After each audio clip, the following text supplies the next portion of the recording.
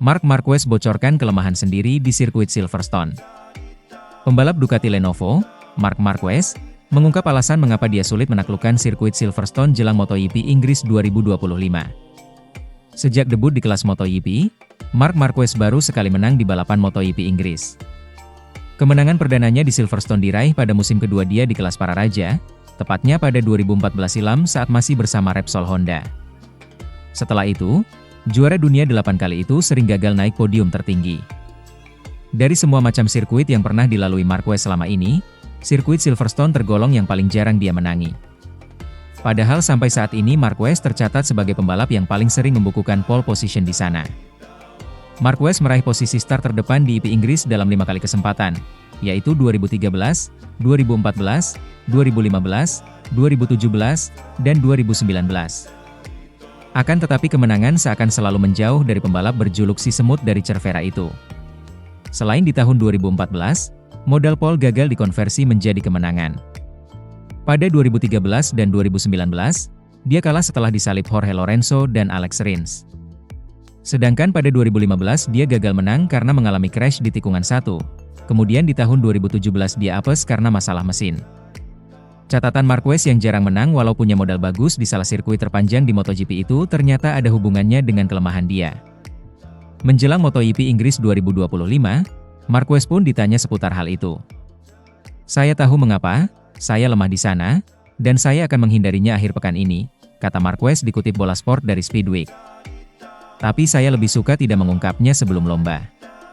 Karena kalau tidak, adik saya akan," tambahnya tersenyum. "Mungkin adik saya sudah tahu," tandasnya sambil bercanda. "Kalau saya ungkap, adik dan rekan setim saya akan tahu. Alex, Marquez, dan Pecco, Francesco Bagnaia, akan tampil cepat. Namun saya juga akan mencoba untuk menjadi cepat tidak hanya satu putaran tetapi juga dalam sesi balapan," tandasnya.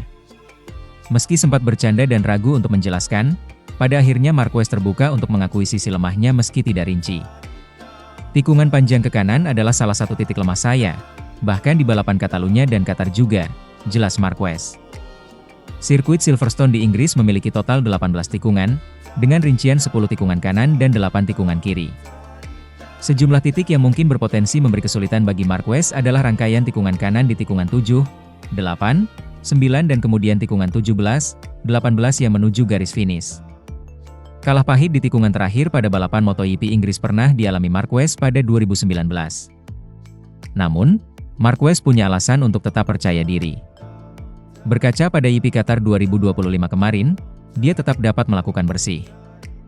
Dia pun optimistis bisa kembali mengulang kenangan manis dari kemenangan 11 tahun lalu. Tahun ini di Qatar bisa berbeda, menang, red, jadi kita lihat saja nanti. "Jangan panik, jangan stres," kata Marquez. Sementara itu, Alex Marquez sudah paham watak Marc Marquez, siasat sudah diatur untuk menang pada MotoGP Inggris 2025. Pembalap Gresini Racing, Alex Marquez, mewaspadai kakaknya Marc Marquez yang mengaspal untuk tim pabrikan Ducati pada MotoGP Inggris 2025.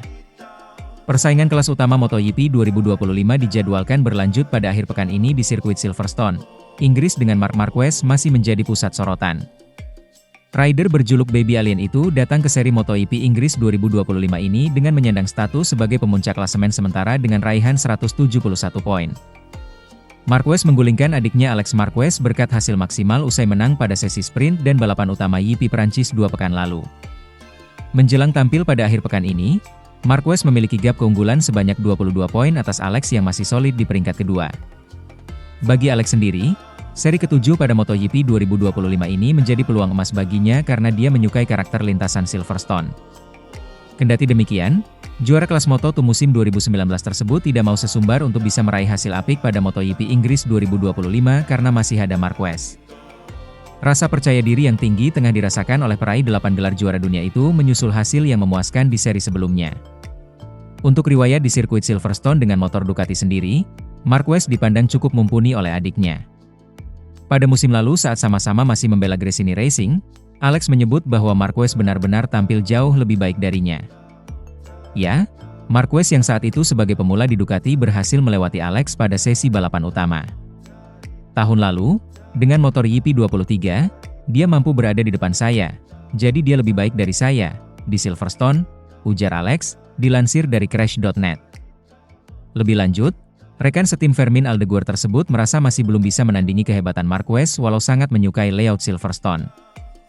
Alex pun merendah di mana dia menilai Marquez masih menjadi nama paling favorit untuk mendapatkan kemenangan pada seri ini.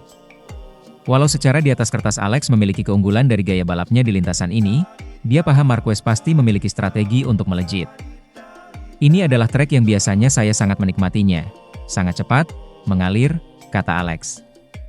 Tapi soal performa, bukan berarti saya lebih baik darinya di sini. Mungkin ini adalah trek yang pas untuk gaya membalap saya.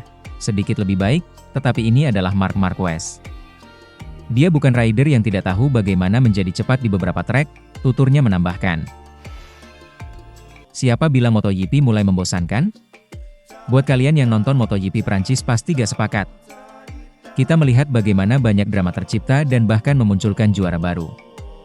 Gak melulu dominasi Ducati, untuk pertama kalinya musim ini, Honda akhirnya bisa meraih podium pertama melalui sosok pembalap paling senior, 34 tahun, di MotoGP 2025, Johann Zarco, yang menunggangi Castrol Honda LCR.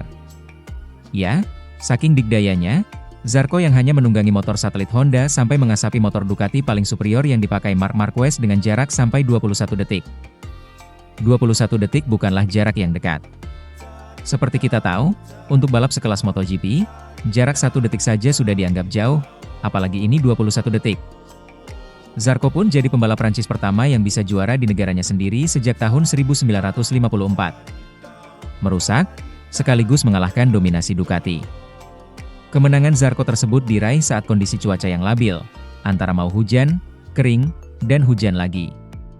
So, pembalap harus cerdik dan pengalaman tentu saja menentukan hasil dari balapan.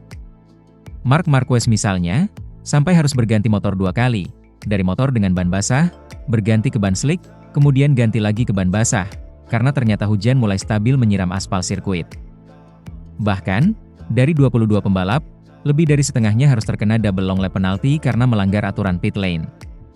Susah dipercaya, saya masih belum bisa percaya. Ini semua keajaiban. Saya mencoba mengontrol ban belakang dan saya juga coba mengontrol jarak. Apalagi Marc sangat cepat, ujar Zarco dalam sesi wawancara di akhir balapan, dikutip uzone.id. Balapan yang gila, tapi aturan untuk para pembalap harus lebih jelas. Untungnya saya punya strategi yang benar, tapi Zarco benar-benar cepat. Jadi balapan hari ini sangat-sangat tidak biasa, cetus Marc Marquez yang masih bisa menyelamatkan podium kedua. Racikan rahasia Yamaha bisa bersaing dengan Ducati Marc Marquez. Yamaha terlihat semakin baik dari seri ke seri.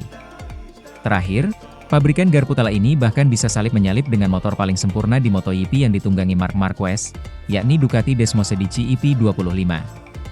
Pada 2 seri terakhir, Yamaha YZR M1 2025 yang dibesut Fabio Quartararo terbukti bisa bersaing di papan atas dan mampu naik podium di seri Spanyol, juga finish keempat di sprint race EP Prancis. Apa rahasia kebangkitan Yamaha? Pengamat MotoGP dari TNT Sports Michael Laverty menjelaskan, Yamaha telah melakukan sejumlah perbaikan di mesin Yamaha M1 terbaru.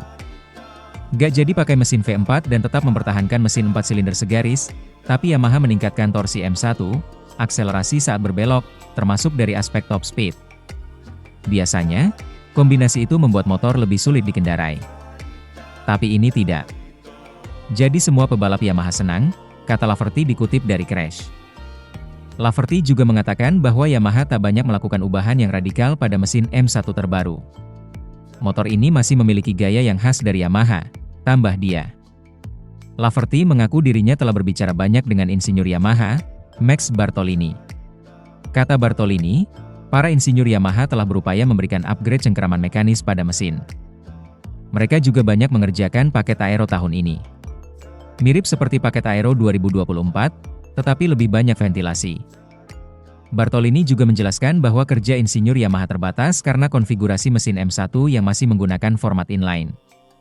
Dia, Max, mengatakan mereka sedikit terbatas karena lebarnya yang melintang di rangka mesin, sambung Laverty. Mereka perlu meningkatkan downforce, tapi ini adalah evolusi yang konstan. Mereka juga telah mengganti rangka beberapa kali tahun ini. Rangkanya sangat tipis. Ketebalan maksimum 10 mm, Bahkan di sekitar ayunan dan poros lengan, yang biasanya Anda tambahkan kekuatan untuk menghindari puntiran saat akselerasi, katanya lagi. Ubahan lain yang dilakukan Yamaha meliputi lengan ayun aluminium, termasuk membuang hugger belakang, serta sensor inframerah pada ban belakang.